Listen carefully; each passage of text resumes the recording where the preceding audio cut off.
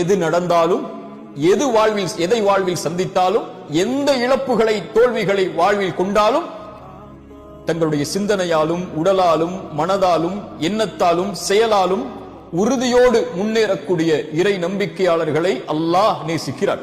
சுப்ஹானல்லாஹ்.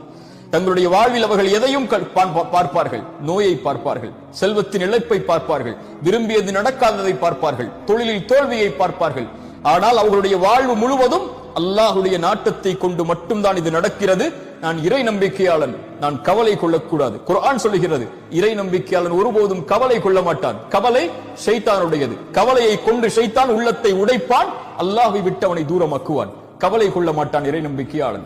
பயம் கொள்ள மாட்டான். உலகமே அவனுக்கு எதிராக ஒன்று சேர்ந்திருந்தாலும் ஹஸ்புனல்லாஹ், அல்லாஹ் ஒருவன் போதுமானவன் என்று அவன் சொல்லுவான்.